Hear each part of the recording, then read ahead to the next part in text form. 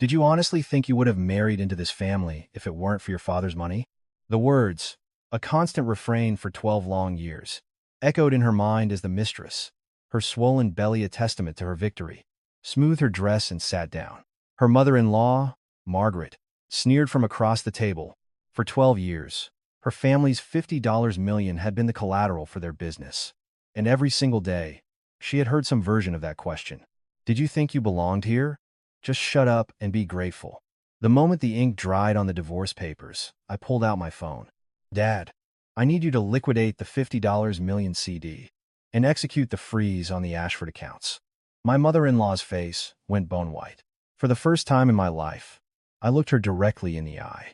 I was about to return 12 years of misery in a single day. What exactly had happened? The scene was a conference room in a prestigious law firm in Midtown Manhattan. Outside the floor-to-ceiling windows, the bright spring sun glinted off the city's skyscrapers. But inside, the air was as cold as a winter morning. Catherine sat at one end of a long mahogany table. At 38, her face looked gaunt, a map of years of silent suffering. Her eyes, however, were clearer and more focused than they had ever been. At the opposite end sat her husband, Jonathan. Beside him, a young woman with a pronounced belly was perched, an air of entitlement about her. Her name was Chloe, and she was 7 months pregnant. She had the audacity to appear here, carrying another woman's husband's child with a triumphant smirk. At the head of the table, presiding over the execution, was the matriarch, Margaret Ashford, the undisputed ruler of the century-old Ashford Fine Foods empire. She wore a designer suit, looking down at Catherine as if she were a piece of furniture being discarded. The mediator pushed a document forward.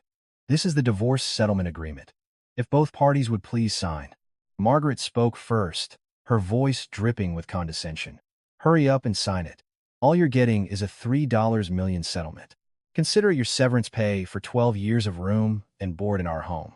There wasn't an ounce of remorse in her tone, only the detached indifference of someone disposing of an unwanted object. Catherine's fingers trembled slightly, but not from fear. It was the suppressed rage of 12 long years, finally bubbling to the surface, ready to erupt. Jonathan said nothing, his gaze fixed on the skyline outside, his expression blank. For a man separating from his wife of over a decade, he seemed utterly detached, as if it were all happening to someone else. Chloe gently caressed her stomach, a small, self-satisfied smile playing on her lips. The smile caught Catherine's eye, the confident expression of a woman who was certain she had won. Slowly, Catherine picked up the Mont Blanc pen. Fine. I'll sign. Her voice was surprisingly steady, each word articulated with crisp precision. Margaret narrowed her eyes, a flicker of suspicion crossing her face. Something felt off. Catherine wrote her name at the bottom of the agreement. Catherine Reed. 3 words, penned with deliberate care. After signing, she placed the pen down and calmly retrieved her smartphone from her handbag. Margaret scoffed. What now? Calling a friend to cry on their shoulder already? Instead of answering, Catherine pressed speed dial number 1. After 2 rings, the call connected. Dad, it's me, she said, her voice echoing in the silent room. Margaret's eyebrows twitched. Catherine's father was Robert Reed, the chairman of the multinational corporation Reed Global Foods. Catherine continued, her voice level. The $50 million certificate of deposit in my name. I need you to liquidate it immediately.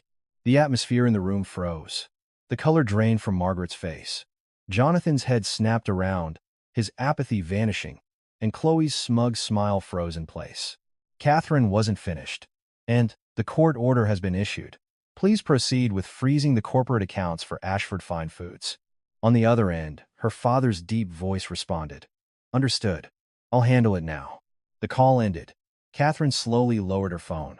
Margaret shot up from her chair, which screeched as it was pushed back. What? What did you say? 50 million? You're liquidating that CD. Her voice trembled, a mixture of rage and raw fear. For the first time, Catherine lifted her head and met her mother-in-law's gaze directly, an act she hadn't dared in 12 years. Margaret, that certificate of deposit is in my name. Legally, it is entirely my property. Margaret's lips quivered. We took out a loan against that CD. A $25 million loan. Catherine nodded. I'm aware. You used my assets as collateral without my consent. For the past 12 years. Jonathan finally interjected, his voice urgent. Catherine, wait, this isn't right. Let's talk about this. Catherine turned to her husband, the man who hadn't given her a meaningful glance in over a decade. The man who blindly followed his mother's every command and pretended not to see his wife's humiliation. And now, he wanted to talk. Jonathan, do you have any idea how many opportunities you had to talk to me over the last 12 years? Her voice remained calm, but beneath the surface lay a hard, compressed core of 12 years of sorrow and anger. Just then, Margaret's phone buzzed. It was the company's CFO. Mrs. Ashford, we have a massive problem. The bank just called. The collateral CD has been liquidated. They're demanding immediate repayment of the entire $25 million loan. Margaret's hand shook violently. What do you mean? And all our corporate accounts have been frozen. The court issued an injunction. The phone nearly slipped from her grasp. Her face was ashen.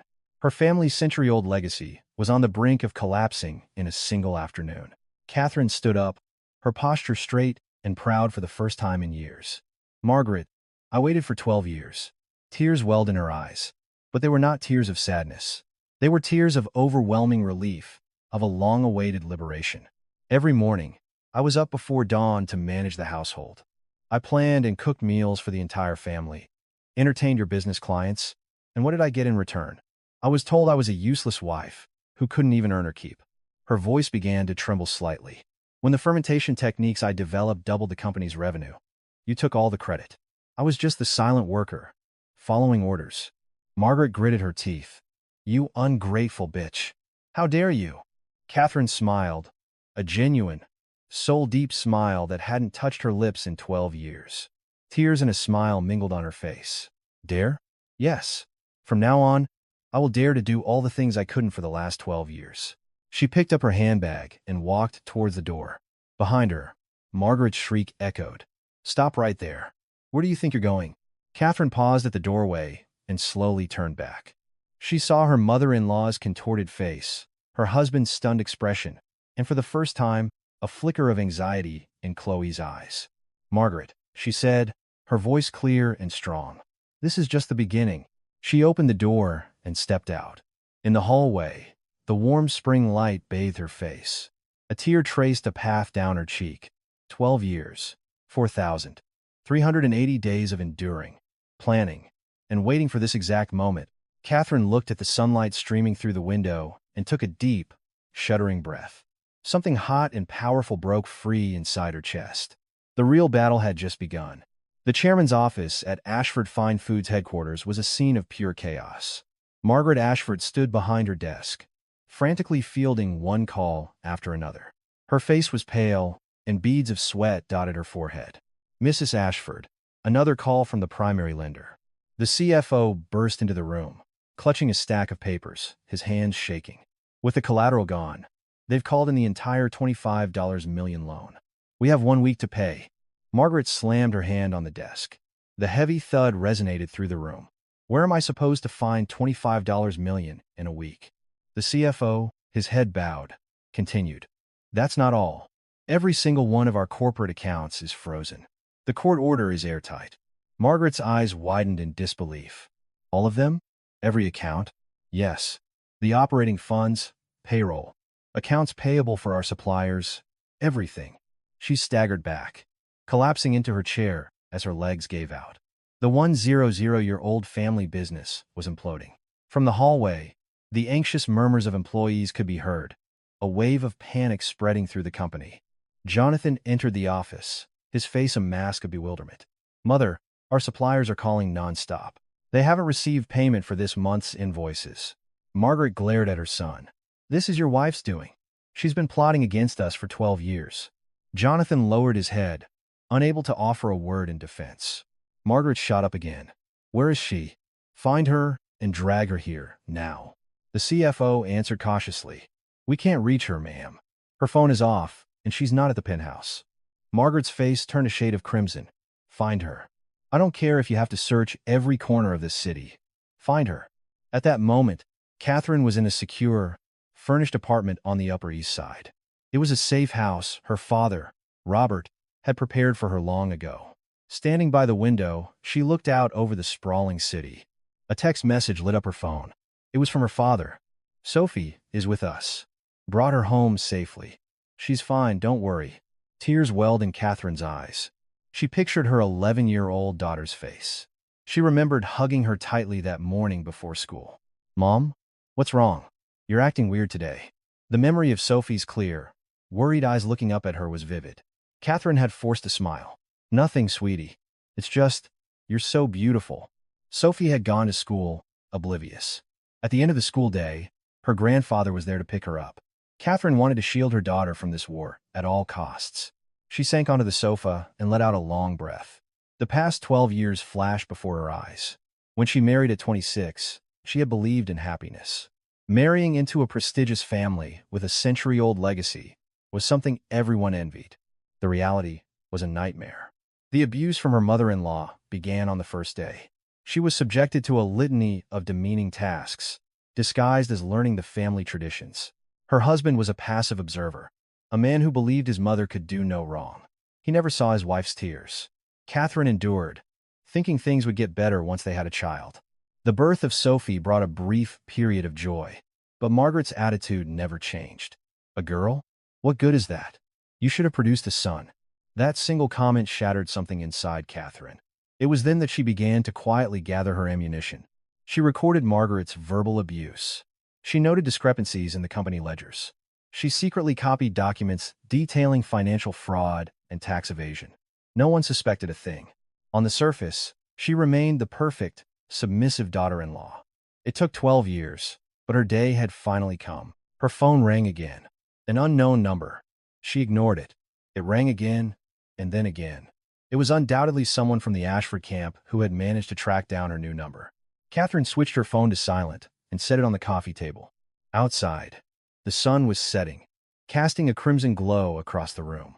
She watched the light and allowed herself a small, quiet smile. The first move in her game of chess had been made. This was only the beginning. The doorbell chimed, startling her. Who could possibly know this address? Cautiously, she checked the video intercom. A familiar face appeared on the screen. It was her father. Catherine opened the door, and Robert Reed walked in, carrying a container of warm soup. Have you eaten dinner? She shook her head. Dad? How's Sophie? Don't you worry. She's having dinner with her grandmother right now.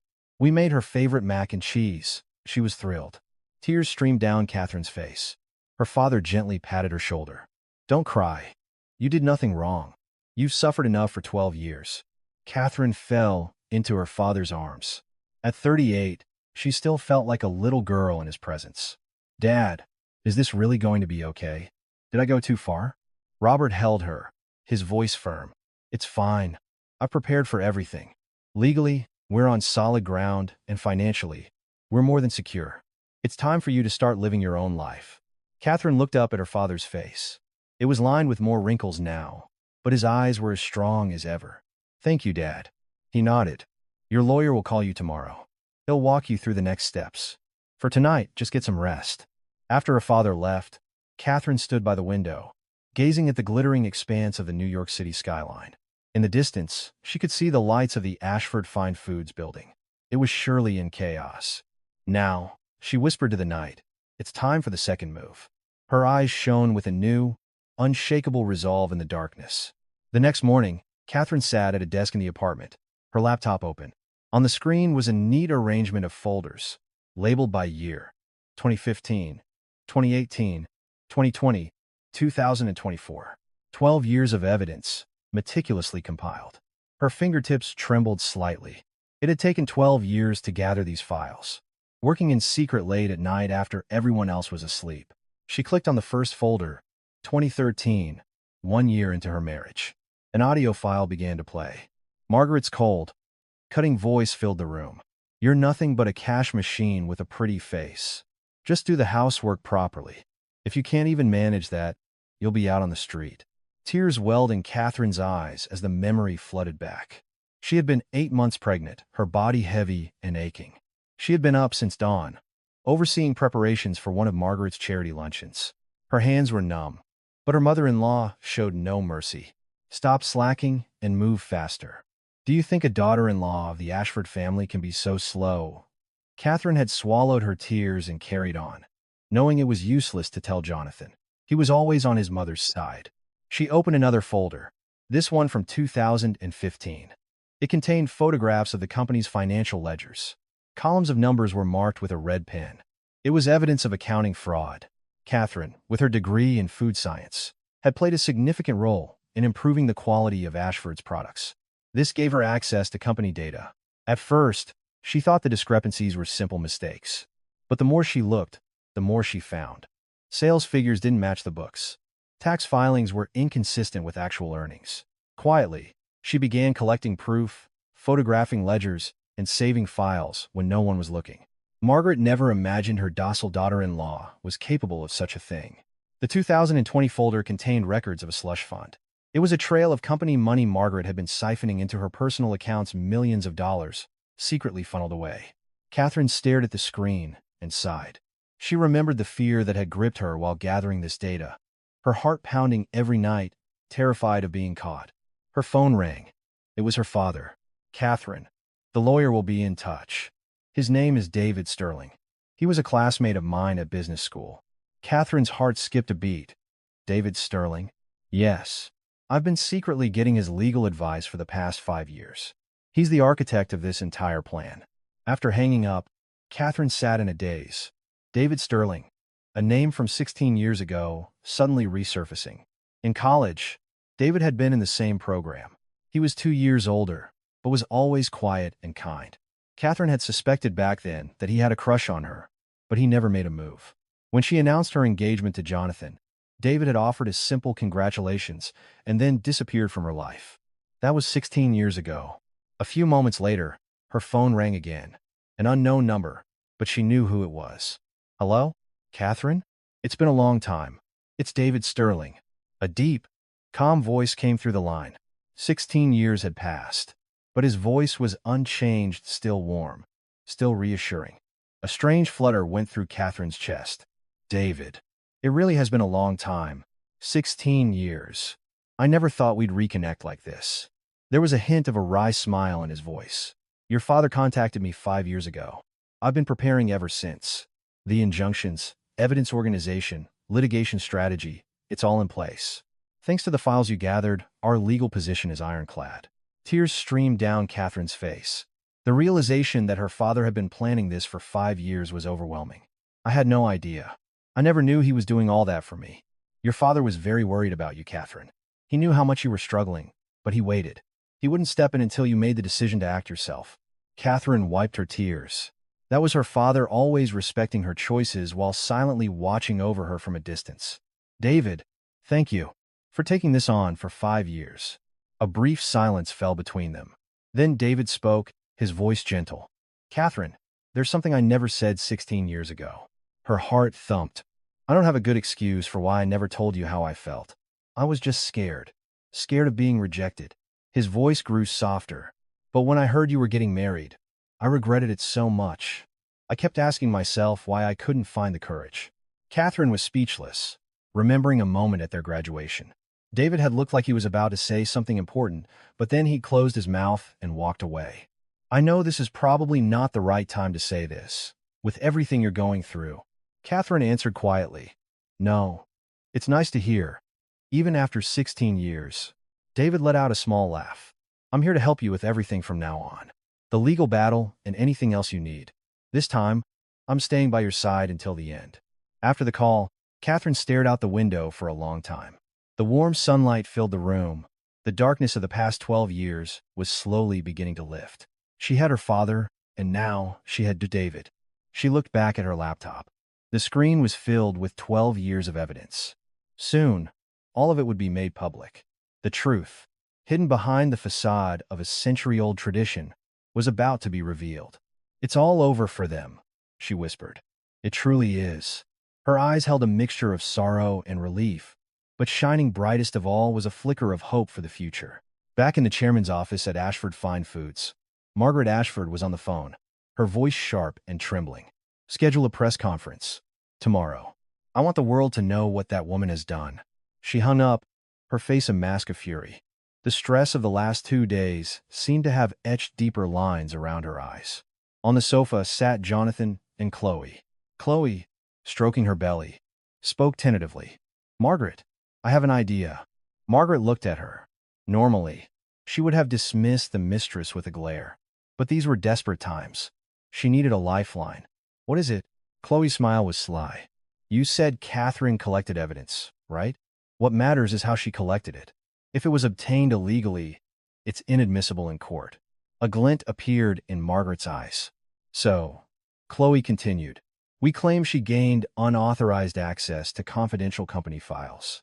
We countersue for corporate espionage and theft of trade secrets. We fight this in the court of public opinion. 2. Jonathan nodded. That's a good idea. We can frame it so it looks like she was the one who did something wrong. Chloe took Jonathan's hand. Exactly, darling. We need to look like the victims here. Margaret stared at the 2-year-old woman.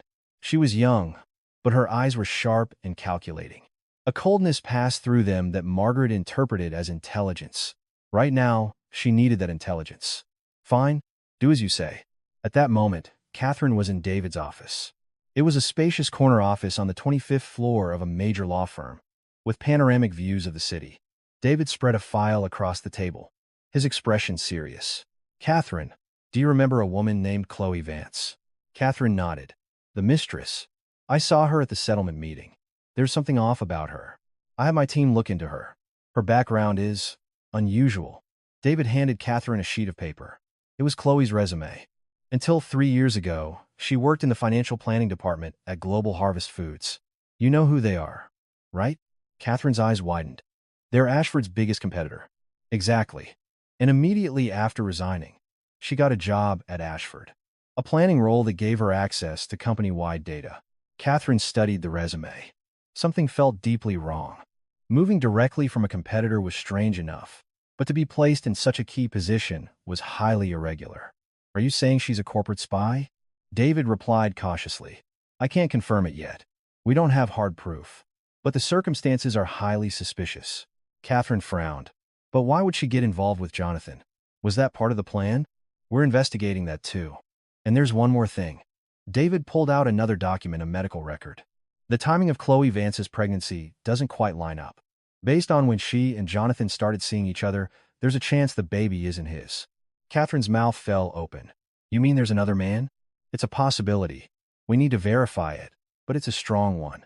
Catherine stared out the window, stunned. It was bad enough that her husband had an affair, but to think the mistress might have approached him with an ulterior motive from the very beginning.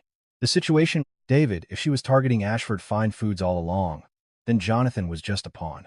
David nodded. It looks that way. Of course, that doesn't absolve him of his own actions. Catherine gave a bitter smile. A strange mix of anger and pity for her husband washed over her. It was possible he had been deceived, too. But that didn't excuse him. For 12 years, he had ignored and abandoned her. That was a fact. Just then, David's phone rang. After a brief conversation, his face hardened. Catherine, you need to see this. He turned on the large television in his office. Margaret's face filled the screen. She was at a press conference, her eyes glistening with tears as she spoke. My daughter-in-law has betrayed our family. For 12 years, we treated her like our own, and I never imagined she would stab us in the back like this. Catherine's hands started to shake. Treated her like family? Was what they did to her for 12 years how you treat family? On screen, Margaret continued her performance. She stole confidential company secrets to blackmail us. This is a conspiracy to destroy our family's pure, hard-earned legacy. We are the victims here. Reporters shouted questions. What about the allegations of accounting fraud and tax evasion? Wiping a tear. Margaret replied, they are all lies. Fabricated documents created by a vengeful woman. Would a company with a 100-year tradition of integrity ever do such a thing? Catherine turned off the TV, her hand trembling so much she could barely hold the remote. She's the victim? The woman who treated me like an ATM, who insulted and ignored me for 12 years. Her voice shook with a rage that made her whole body tremble. David took her hand. His was warm and steady. Catherine, calm down. No matter what they say, the truth doesn't change. Catherine looked at David. His gaze was firm and reassuring. We have 12 years of evidence.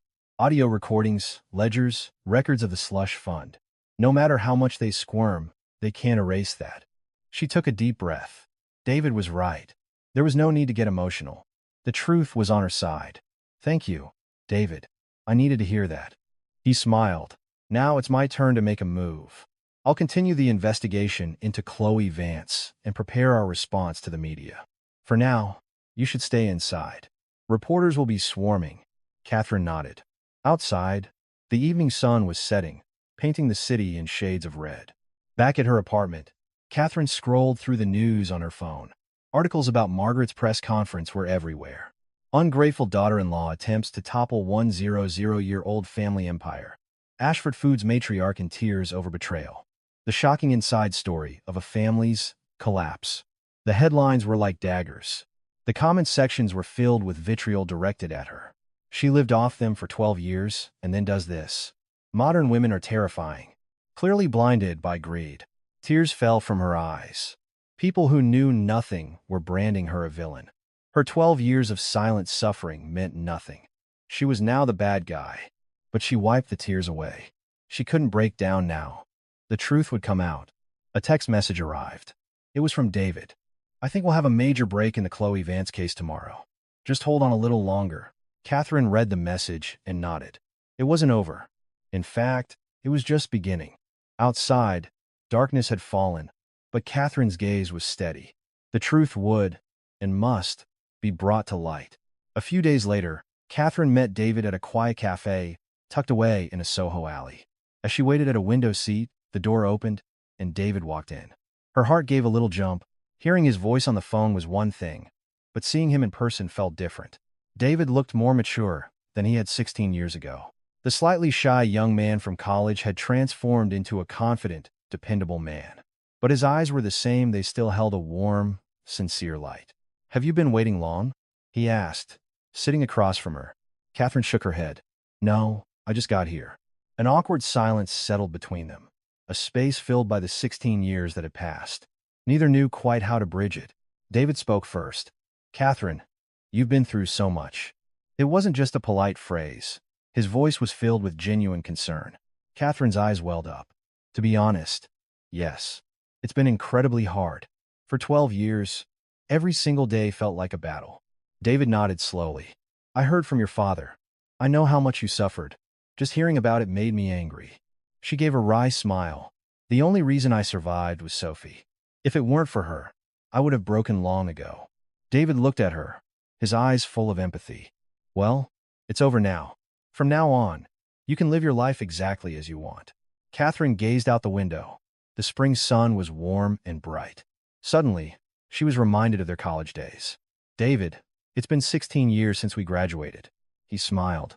I know. It feels like yesterday. Catherine put down her coffee cup. Why didn't you say anything back then? I had a feeling, that you liked me. A faint blush crept up David's neck. A 40-something man blushing was strangely charming. You knew? Yes. The way you always looked at me during study groups. How you always managed to find the seat next to me in the library. I knew. David gave a sheepish grin. Was I that obvious? Very. They both laughed, and the tension between them finally dissolved. David's expression turned serious. The reason I couldn't say anything, honestly, I was scared. You were so beautiful and smart, Catherine. I felt like a guy like me had no business asking you out. Catherine tilted her head. Why would you think that? You had great grades. You were kind. Everyone liked you. Still, I always felt small around you. And while I was hesitating, you announced you were getting married. His voice dropped. I regretted it so much. I almost confessed on graduation day, but I lost my nerve at the last minute. Catherine's heart ached. She remembered that moment, how he had looked like he was about to say something but then stopped. So that's what it was. What do you think would have happened if you had? She asked softly. David met her gaze, and their eyes locked. I don't know, but I think a lot of things would have been different. A quiet moment passed between them, a silent understanding of what might have been. David was the one to change the subject. Anyway, what's important now is the future. Catherine, I've reviewed the evidence you gave me. Catherine took a USB drive from her purse. Everything is on here. The recordings, ledger photos, slush fund records, tax evasion proof. All 12 years of it. David took the drive. This is more than enough. Legally, Ashford Fine Foods is finished. The accounting fraud and tax evasion alone are enough for criminal charges. Add the collateral fraud, and they're facing serious prison time. Catherine nodded, but a part of her felt heavy. It's strange. I feel relieved, but also bitter. They were my family for 12 years. David reached across the table and took her hand. A comforting warmth spread through her. You did nothing wrong, Catherine. They did. They never treated you like a person, they just used you. Tears filled Catherine's eyes. David's words were a balm to her wounded soul. Thank you, David, for being here with me. He smiled. I'm just making up for what I failed to do 16 years ago. This time, I'm with you all the way. Just then, Catherine's phone rang. It was her father. Catherine, where are you? I'm in Soho. I'm with David. Good. I have something to tell you, and it would be best if David heard it too. Come to the house for dinner tonight. That evening, Catherine and David arrived at her father's stately home in Greenwich, Connecticut. Sitting in the spacious living room, Robert Reed pulled out a large envelope.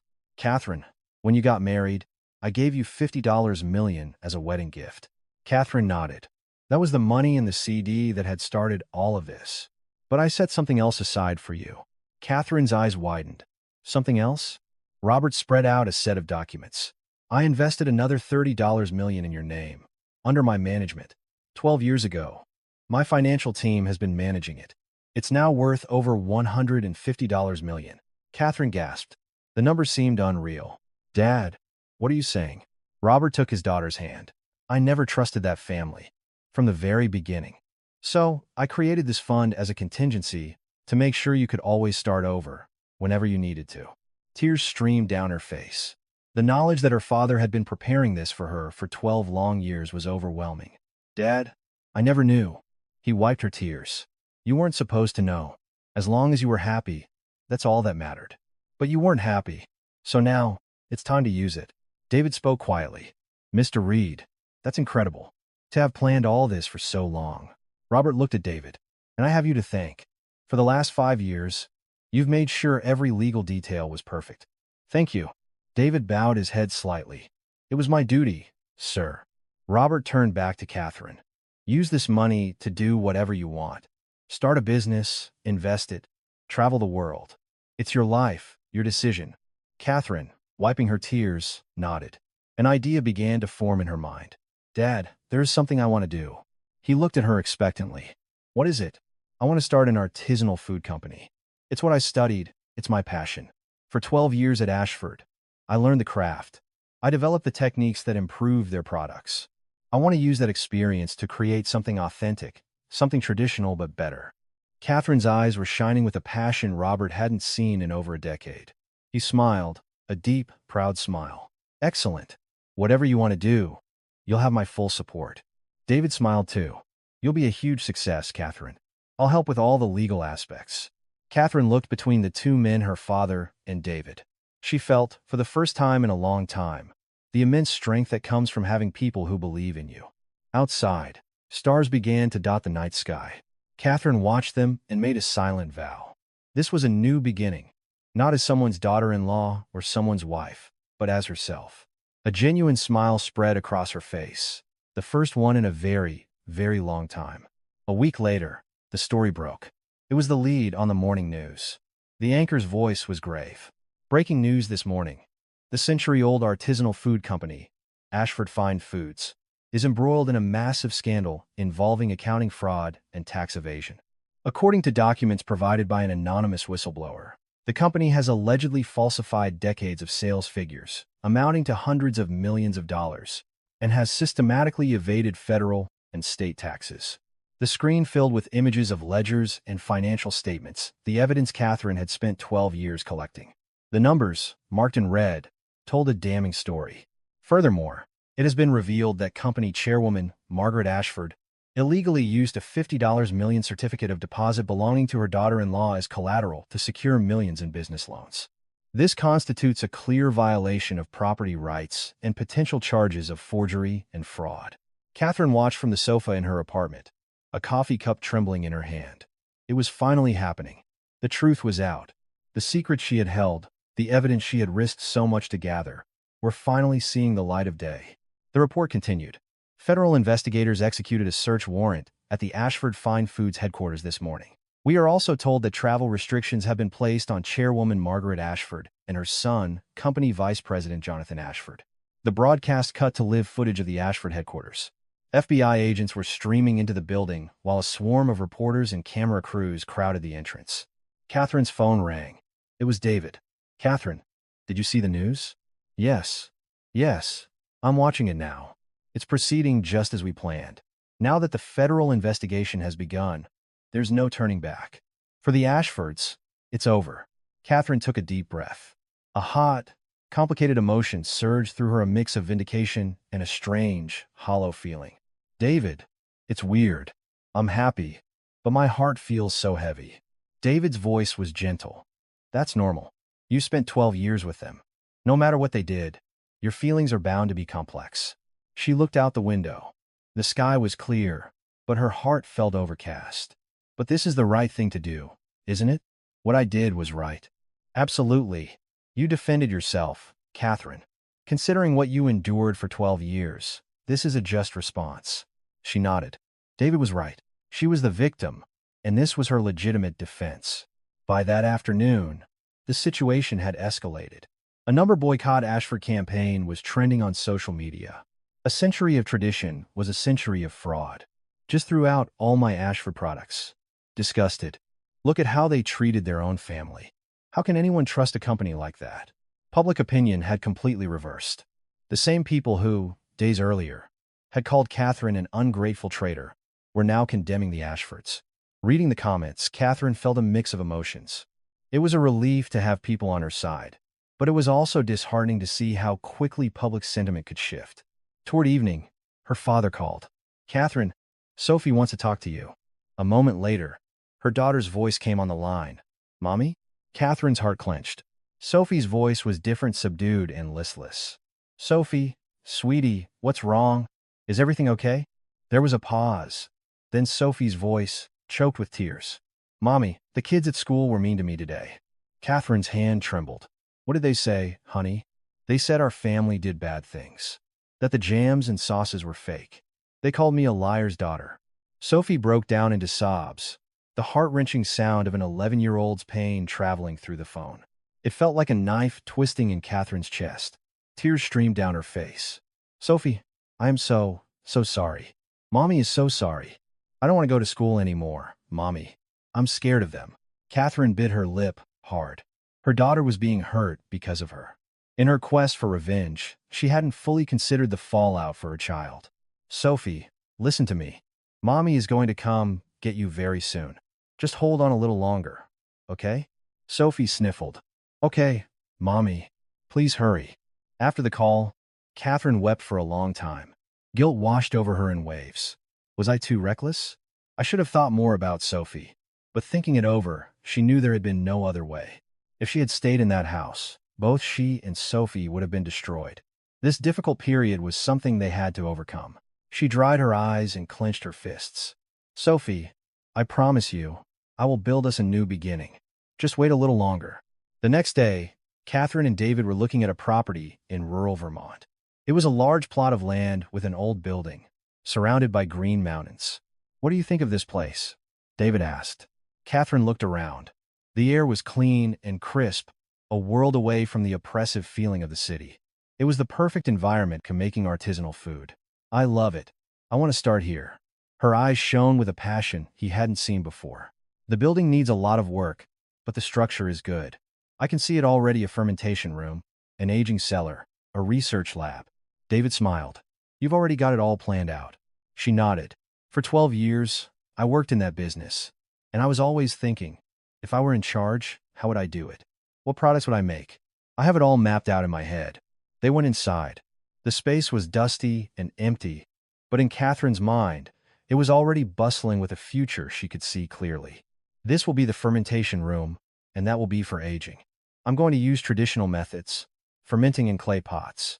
It will take longer, but I want to make something truly authentic." David watched her, her face animated and alive. "You're going to succeed, Catherine. I know it." She looked at him. "Thank you. Having you by my side gives me so much courage." Their eyes met, and for a moment, a silent understanding passed between them. David was the first to look away. Let's get the contract started. I'll handle all the legal details. Catherine nodded. Sunlight streamed through a grimy window, creating a golden pattern on the floor. This was where her new life would begin. Reed Artisan Foods. She had already chosen the name. Ashford had 100 years, she thought. I'm going to build a company that lasts 200. That evening, back in her apartment, she turned on the news. The Ashford scandal was still the top story. Ashford Fine Foods stock has plummeted 60% in 2 days. Major supermarket chains across the country are pulling their products from the shelves. The screen showed footage of employees removing Ashford jars and bottles from store shelves. The 100-year-old brand was collapsing overnight. Catherine watched with a complex mix of catharsis and emptiness. A text message came through. It was from her father. Sophie's feeling a bit better today. Don't worry. A small smile touched her lips. Another text arrived. This time from David. Closing on the Vermont property tomorrow. Congratulations on your new beginning. Catherine read the message and nodded. The road ahead was long, but she was moving forward, one step at a time. Outside, the city lights glittered. She looked at them and took a deep breath. The revenge was nearly complete. Now, all that was left was to begin again. It happened without warning. At 3 in the afternoon, a frantic call came from her father. Catherine, it's an emergency. Jonathan took Sophie. Catherine felt the blood drain from her face. What? What do you mean he took her? Just now. He was waiting outside her school. The moment she came out, he put her in his car and drove off. My security tried to stop him, but legally, he's still her father. There was nothing they could do. Catherine's legs buckled, and she collapsed onto the sofa. Her hand was shaking so violently she could barely hold the phone. Where did he take her? It looks like he took her to the family estate in Greenwich. We're confirming it now. Her world went dark. Her child had been taken to that house. To the house where Margaret was. Hanging up, she ran outside and hailed a cab, her mind a complete blank. All she could see was Sophie's face. 30 minutes later, the taxi pulled up to the gates of the Ashford estate. The familiar gabled roof was visible over the high stone wall. The house she had lived in for 12 years now felt like an enemy fortress. Catherine rang the security bell. No answer. She rang it again. Silence. Sophie! Sophie! It's Mommy! She screamed, pounding on the heavy iron gates. Her voice was raw, but there was no response from within. The gate creaked open slightly, and a security guard stepped out. Ma'am, you can't come in. Catherine tried to push past him. Get out of my way. My daughter is in there. I'm sorry, ma'am. Mrs. Ashford's orders. The guard stood firm, an immovable wall. Sophie. Mommy's here. I'm here. Catherine yelled at the top of her lungs. Suddenly, a small face appeared in a second-floor window. It was Sophie. Mommy! Sophie cried, her small hands pressed against the glass.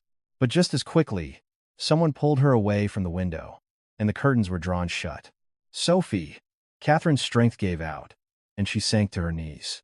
She collapsed onto the cold pavement in front of the gate and sobbed. My baby. Give me back my daughter. She cried until she had no tears left. The sun set, and darkness fell, but she remained there, a crumpled figure at the gate. Then she heard the sound of running footsteps. It was David. Catherine. He rushed to her side and helped her up. Her face was a mess of tears, her eyes swollen and red. David. Sophie's in there. My daughter is trapped inside that house. David held her shoulders firmly. I know. Your father called me. I came as fast as I could. But you can't stay here like this. Come with me. She shook her head. I can't leave. She was calling for me. She was crying at the window. David gripped her hand tightly. Catherine, listen to me. Staying here will only make things worse for you. We have to fight this legally. She looked up at him, his gaze serious and steady. Jonathan filed for sole custody today. The papers were submitted to the court this morning. Her eyes widened. Custody? He's suing for custody? Yes. He made the first move. I'm sure Chloe was behind it. Her hands trembled with rage. That woman again. It was all her scheme. Why is she doing this? Sophie isn't even her child. David sighed. It's a pressure tactic, Catherine. They're using Sophie as a hostage to force you into a settlement. They'll demand you drop the charges for fraud and tax evasion. Catherine gritted her teeth. A fresh wave of fury washed over her. They could do anything to her, but using her child was unforgivable. What do I do? How do I get her back? David opened his briefcase. First, we countersue for sole custody. I was up all night drafting the strategy. They went to a nearby cafe. David spread the documents on the table. In a custody battle, the most important factor is who can provide a better environment for the child. And in that regard, you have an overwhelming advantage. Catherine looked at the papers. How? First, Jonathan is currently under federal investigation for his role in the accounting fraud. The court is highly unlikely to grant custody to a criminal defendant. Second, David continued, pulling out another document. Margaret Ashford is in the same boat. She's facing indictment and is under a travel ban. No judge would place a child in that kind of household. A flicker of hope ignited in Catherine's chest. So, I can win? Without a doubt. But it will take time. Custody battles can drag on for months. Her face fell. Months? What happens to Sophie in the meantime? David took her hand. We're filing for immediate visitation rights. Even during a custody dispute, a mother has the right to see her child. We'll get a court order for regular visits. Catherine nodded, but her heart was heavy. The thought of Sophie spending months in that house was unbearable. That night, Catherine couldn't sleep. She lay in bed, staring at the ceiling, Sophie's face replaying in her mind. Her daughter, crying for her at the window. Mommy! The word echoed in her ears. She clutched a pillow and wept. Sophie, I'm so sorry. This is all my fault. It was because of her fight for justice, that her child had become a pawn. If I had known this would happen, would I have chosen a different path? But was there another path? If she had continued to live in that house, what kind of future would Sophie have had? Watching her mother be broken, day after day, she wiped her tears and clenched her fists. No, she couldn't give up now. If she gave up, she would truly lose Sophie forever. The next morning, her father called. Catherine, I'm using every resource I have. I'm calling in every favor. We will get her back. Tears welled in her eyes. Dad, I'm sorry. I'm the one who made this mess. Robert's voice was firm. Don't you dare say that. You have done nothing wrong. They're the ones at fault. Sophie will come back to you. I promise. His words were a great comfort. After she hung up, a text came from David. Filed the motion for visitation rights this morning. We should have a decision within the week. Hang in there. Catherine read the text and nodded. A week. It felt like an eternity. Morning light streamed through the window. She watched it and made a silent vow. Sophie, I am coming for you. I will never, ever give up. A few days later, Catherine was in David's office preparing for the custody hearing when his expression turned grave. Catherine, we have new information on Chloe Vance. She looked up. What is it? My investigator got a hold of her phone records. There are numerous calls to a senior executive at Global Harvest Foods. Her eyes widened. So, she really was a spy? David nodded. It's almost certain, and there's more. He handed her a document. We confirmed her OB/GYN records. The date of conception is before she ever met Jonathan. Catherine stared at the paper.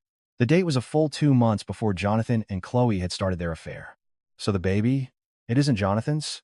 The probability is extremely high. It's likely the child of that executive from Global Harvest. Catherine leaned back in her chair, her mind reeling. So, Jonathan was played from start to finish. David nodded. Correct.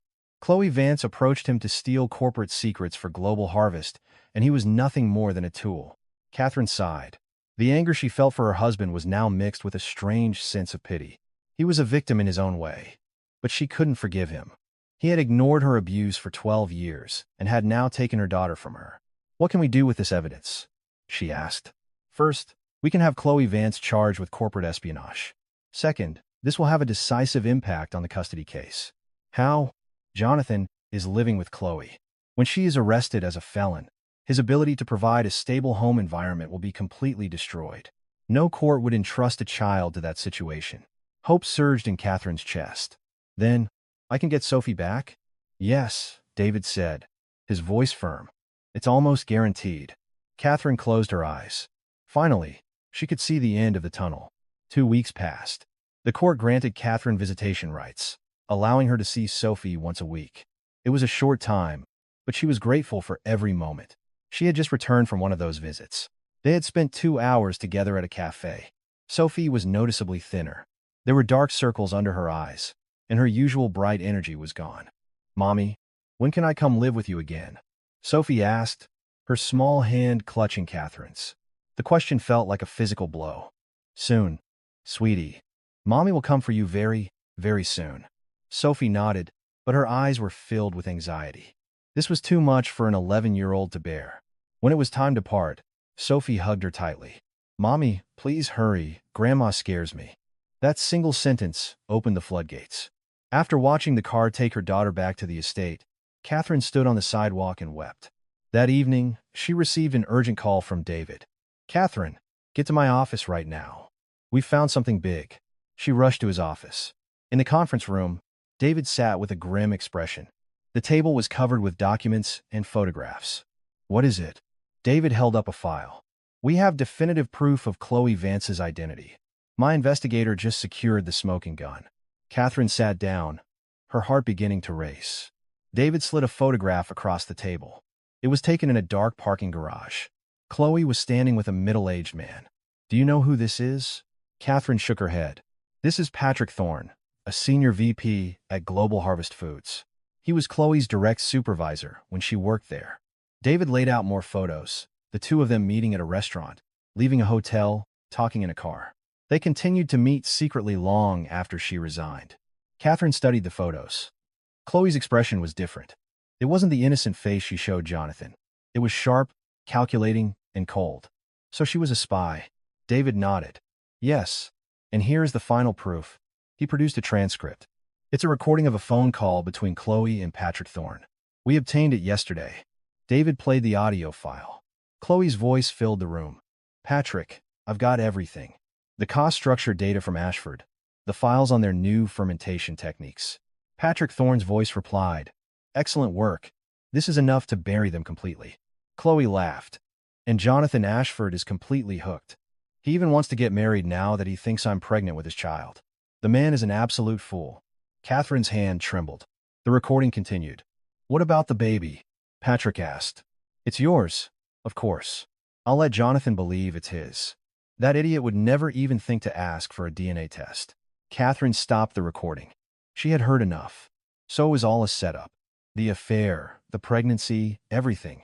David nodded. Yes. Chloe Vance was a corporate spy planted by Global Harvest. She stole everything: financial data, proprietary technology. Their goal was to bankrupt Ashford and monopolize the market. Catherine let out a long breath. Does Jonathan know? He has no idea. He's been completely deceived. She stared out the window, a strange feeling washing over her. The anger was still there, but so was a sense of pity. But she couldn't feel sorry for him. Not after 12 years of neglect and his role in her suffering. What do we do with this? This evidence gives us everything we need to win the custody battle, David said. With Chloe exposed as a criminal, Jonathan's case collapses entirely. A wave of hope washed over Catherine. So, I can get Sophie back? Yes, David said, his voice certain. It's a near certainty. Catherine closed her eyes, relief washing over her. The end was finally in sight. 2 days later, Chloe Vance was arrested. The news broke as a special report. Corporate espionage scandal rocks food industry. Chloe Vance, an employee at Ashford Fine Foods, has been arrested on charges of stealing trade secrets. The screen showed Chloe being led away in handcuffs, her face pale, her head bowed amidst a flash of cameras. Miss Vance is accused of funneling proprietary financial and technological data to competitor Global Harvest Foods. Patrick Thorne, a senior VP at Global Harvest, has also been taken into custody. Catherine watched from her apartment, her feelings a tangled mess. Her phone rang. An unknown number. Hello? A trembling voice answered. It was Jonathan. Catherine. Doe. She said nothing. He continued, his voice cracking. I saw the news. Chloe. She was a spy. The baby. It's not mine. He sounded like he was about to cry. I was a fool, Catherine. I was used from the very beginning. Catherine's voice was ice. And what do you want me to do about it?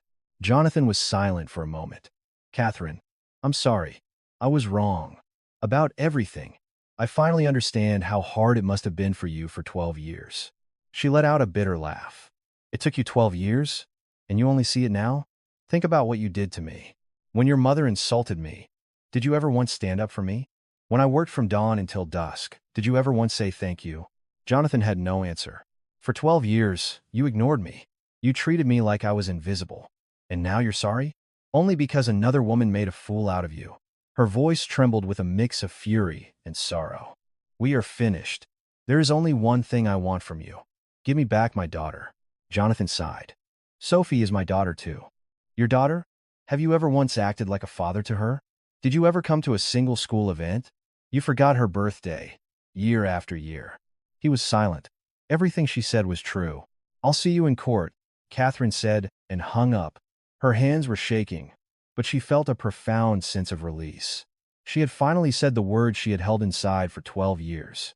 That evening, David called with good news. "Catherine, Chloe's arrest has completely changed the game. Jonathan's lawyer just contacted me. They're considering dropping the custody suit." Her eyes widened. "Really?" "Yes. The scandal has destroyed Jonathan's credibility. His mistress was a corporate spy carrying another man's child. Morally and legally, he's finished." Tears of joy welled in Catherine's eyes. She was so close to getting Sophie back. "Margaret Ashford is in deep trouble too," David added. "The fraud, the tax evasion, and now being tied to a corporate espionage scandal. She's cornered." He paused. "We're almost there, Catherine. Just a little longer." She nodded, tears streaming down her face. Outside, the stars were bright. She looked at them and pictured Sophie's face. "Sophie, Mommy is coming. It won't be long now." The light at the end of the long, dark tunnel was finally visible. The Ashford estate in Greenwich felt like a mausoleum. Once the proud home of a century-old dynasty, it was now cold and silent. The staff was gone, leaving Margaret Ashford alone in the vast, empty mansion. She sat in the dark library, deep shadows under her eyes. She hadn't eaten or slept properly in days. Her indictment was imminent. Accounting fraud, tax evasion, collateral fraud. If convicted, she was looking at a decade or more in federal prison. A newspaper lay on the desk beside her, her own face staring up from the page. "The Fall of an Empire. Ashford Matriarch Faces Prison." Margaret crumpled the paper in her fist, her hand shaking with rage. It's her fault. All of it is her fault. Her hatred for Catherine burned hotter than ever. She never imagined her docile, obedient daughter-in-law was capable of this. Her phone rang. It was a longtime associate, a man who owed her. "You called, Mrs. Ashford." Her voice was low and menacing. "Yes, I have a job for you." "Name it." Margaret stared out at the dark, overgrown garden. "That woman, she's starting a new business. In Vermont. I have the address." There was a hesitant pause on the other end. "And what do you want me to do?" A chilling glint appeared in Margaret's eyes. "If she disappears, this all goes away. Without the star witness, the case falls apart." The man hesitated. "Ma'am, that's... I will pay you enough to disappear anywhere in the world. I will take care of everything." Her voice dropped to a cold, flat whisper. "Just get rid of her, and this will all be over." That night, Catherine drove to her new property in Vermont. The renovation was underway, and she wanted to check on the progress. It was after 10 p.m., and the rural area was deserted. Carrying a flashlight, she entered the building. The interior was a chaotic construction site, with piles of lumber and the smell of sawdust in the air. But Catherine saw its future. This will be the fermentation room. Over there, the aging cellar. She walked through the space, her heart swelling with excitement at the thought of starting a new life here with Sophie. Then she smelled it. A strange, acrid smell. Something burning. She turned. Smoke was curling up from the back of the building. What in the world? She ran toward the back, and her blood ran cold. Flames were leaping into the night sky. Someone had deliberately set a fire. The construction materials were acting as kindling, and the fire was spreading with terrifying speed. "No!" she cried, backing away. But the blaze was too fast. In seconds, it had engulfed the main entrance, trapping her inside. Thick, black smoke filled the building. Catherine coughed, her eyes stinging as she frantically searched for an exit. The smoke was so dense she couldn't see. "Help! Is anyone here?" she screamed, but her voice was swallowed by the roar of the fire. She couldn't breathe. The smoke was like acid in her lungs. She dropped to the floor, where the air was slightly clearer. Sophie. Tears streamed down her face. If she died here, what would happen to her daughter? To lose her life before she could even get her back. A flaming beam crashed down from the ceiling just inches from her. The fire was closing in. "No, I can't die here." She gritted her teeth and began to crawl. Through the swirling smoke, she could just make out the faint outline of a window. If she could get there, she might survive. But her body was failing her. She had inhaled too much smoke, and her consciousness was fading. Sophie, I'm so sorry. As her eyes started to close, she heard a familiar voice, shouting her name. Catherine. It was David. Catherine, where are you? She summoned her last ounce of strength. I'm here. Footsteps pounded closer. Strong arms lifted her. Stay with me. We have to get out. David, half carried, half dragged her toward the exit. Flames licked at them from all sides. A chunk of the burning ceiling fell toward them. David threw his body over hers, shielding her from the impact. He let out a pained grunt as embers seared his back. But he didn't stop. He pushed them onward, toward the window. We have to jump. He kicked the window with his foot, shattering the glass. Together, they tumbled out onto the grass below. Behind them, a section of the building collapsed with a deafening roar. Catherine coughed, gasping for fresh air. She was alive. Catherine, are you okay? David asked urgently, his face smudged with soot. Blood was seeping through his shirt from a burn on his back. David, you're back. It's fine, he said, his voice strained. As long as you're safe. Tears poured down her face. He had thrown himself into a burning building to save her.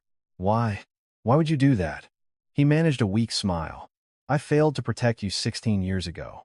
I wasn't going to let that happen again. She wrapped her arms around him, not caring about the soot and sweat. He had saved her life. Soon, the wail of sirens filled the air. Fire trucks and police cars swarmed the scene. As firefighters battled the blaze, the police made a startling discovery. We got him, an officer said, dragging a man forward. He was in his 50s, still clutching a lighter and a can of gasoline. Is that the arsonist? David asked. The officer nodded. Caught him trying to flee the scene. Catherine looked at the man's face. She recognized him. He was one of her mother-in-law's trusted employees. Margaret sent you, didn't she? The man refused to answer, but the police checked his phone. We've got call logs. Multiple calls to and from a Margaret Ashford. Catherine trembled. Her mother-in-law hadn't just wanted to ruin her. She had tried to kill her. This wasn't just revenge anymore. This was attempted murder. At the hospital, Catherine was treated for smoke inhalation. Her lungs were damaged, but her life was not in danger. David was in the next bed, his back bandaged. He had second-degree burns, but they weren't severe. David, thank you, she said, taking his hand. If it wasn't for you, I'd be dead. He squeezed her hand. I'm just glad you're alive. So glad. There were tears in his eyes as he remembered the terror of racing to the scene. How did you know to come? Your father called me. He said you'd gone to the property, and he couldn't reach you. He had a bad feeling, so I drove straight here. Once again, her father had saved her. I need to call him. He's already on his way. Catherine looked up at the sterile ceiling lights, the reality of her survival slowly sinking in. It's really over now, David said. With this, Margaret Ashford is finished. Arson and attempted murder on top of everything else. She's looking at 15 years. Minimum. The final, desperate act of her mother-in-law had sealed her own fate. And Sophie? The custody hearing will be a formality. After this, Jonathan's side has no choice but to surrender completely. A small smile touched Catherine's lips. It was finally over. The 12-year nightmare was ending. She looked at David, at his soot-stained face and bandaged back. This man had run into a fire for her. David. Yes? I love you. His eyes widened. She smiled. I didn't know it 16 years ago, but I know it now. I know who I'm supposed to be with. David's hand tightened on hers. I love you too, Catherine. I never stopped, not for a single day in 16 years. Their eyes met, a silent promise passing between them. Outside the hospital window, the sky was beginning to lighten. The long night was over, and a new day was dawning. 3 months later, Catherine sat in the gallery of the United States District Court in Manhattan. Beside her, David held her hand tightly. In the defendant's box sat her mother-in-law, Margaret, and her now ex-husband, Jonathan. Both looked haggard and defeated, a stark contrast to their arrogance 3 months prior. The judge cleared his throat. On the charges against the defendant, Margaret Ashford, this court has reached a verdict. The courtroom fell silent. For the counts of accounting fraud, tax evasion, forgery, conspiracy to commit arson, and attempted murder, this court sentences you to 15 years in federal prison. Margaret's face went white. She staggered, as if her legs could no longer support her. 15 years. She whispered in disbelief. The judge continued, unmoved. On the charges against the defendant, Jonathan Ashford, for conspiracy to commit accounting fraud and embezzlement, this court sentences you to 3 years in federal prison. Jonathan bowed his head, his shoulders slumping in defeat. Catherine watched them, a complex wave of emotions washing over her. She had hated them, raged against them, and dreamed of this day. But seeing them so utterly broken, she felt less triumph and more a sense of weary finality. David squeezed her hand. It's over, Catherine. She nodded, tears welling in her eyes. Yes, it's really over. As they left the courthouse, they were mobbed by reporters. Microphones were thrust in her face, and cameras flashed. Miss Reed, what are your feelings now that this 12-year battle is over? Catherine paused and spoke, her voice calm and clear. This was never about revenge. It was about justice. It was about setting things right. She and David pushed through the crowd. Her father, Robert Reed, was waiting for them on the steps, and next to him stood a small girl. Mommy! Sophie ran into her arms. Catherine held her daughter, burying her face in her hair. Sophie, Mommy's here. It's all over now. Sophie cried in her mother's arms, and Catherine cried with her, releasing 12 years of pent-up pain and fear. The custody case had been settled weeks ago, immediately after the fire. Jonathan had relinquished all parental rights, and Sophie was finally, permanently, home. Robert Reed watched his daughter and granddaughter, a smile on his face. Now, this is a new beginning. Catherine looked at her father. Thank you, Dad. I couldn't have done any of this without you. He patted her shoulder. You did this, Catherine. I was just here to help. David knelt down and ruffled Sophie's hair. Sophie, you get to be happy with your mom now. Sophie looked up at him. Are you going to live with us too? Catherine and David both laughed, the pure, innocent question melting their hearts. 1 year later, nestled in the Green Mountains of Vermont stood a beautiful new building. A large, elegant sign hung over the entrance. Reed Artisan Foods. Catherine looked up at the sign, her heart full. It stood on the very same spot that had been destroyed by fire, rebuilt from the ashes with a $50 million investment. Today was the grand opening, and it was another special day as well. Mommy, you look so pretty, Sophie said, her face beaming. Catherine wore a simple, elegant white dress. Today was not just the grand opening of her company. It was also her wedding day. On the lawn in front of the building, a white tent was set up. Guests were taking their seats. In a small room inside, Catherine stood nervously. The door opened, and her father walked in. Are you ready? She nodded. Yes, Dad. Robert took his daughter's hand, his eyes misty. 16 years ago, when you got married, I was worried. I never trusted that family. But you said you were happy, so I let you go. Tears welled in Catherine's eyes. This time is different. David is a good man. I've had 5 years to be sure of it. Catherine hugged her father tightly. Thank you, Dad, for always being on my side. Come on, he said, his voice thick with emotion. Your groom is waiting. The music began. As Catherine walked down the aisle on her father's arm, she saw David standing at the altar, his eyes red-rimmed. She stood before him, and their eyes met. The officiant began. Do you, David Sterling, take this woman, Catherine Reed, to be your lawfully wedded wife, to love and to cherish for the rest of your days? David looked into her eyes. I do, he said, his voice full of emotion. I've waited 16 years for this moment. I will spend the rest of my life cherishing it. Tears streamed down Catherine's face. And do you, Catherine Reed, take this man to be your lawfully wedded husband? She smiled through her tears. I do. It took me a long time, but I've finally found my way home. Applause erupted. David slid a ring onto her finger, and they shared a kiss. Mommy. Daddy. Sophie ran to them, and they enveloped her in a group hug, 3 of them becoming one. In the front row, Robert Reed wiped a tear from his eye. The wedding ceremony flowed into the grand opening celebration. Catherine stood at a podium, holding a microphone. Today, Reed Artisan Foods officially opens its doors, she began. For 12 years, I worked in this industry. But I worked as someone's daughter-in-law, doing as I was told. She paused. That changes today. Here, under my own name, I will create authentic, traditional foods my way. I want to build a company that lasts not 100 years, but 200. The crowd applauded. Sophie came and took her mother's hand. David stood beside her. Robert watched from the back, surrounded by her family. Catherine felt an overwhelming sense of peace. I am here today because of the people who protected me, she continued, her voice thick with emotion. My father, my husband, and my daughter. They gave me the strength to stand here today. 12 years ago, I almost lost everything.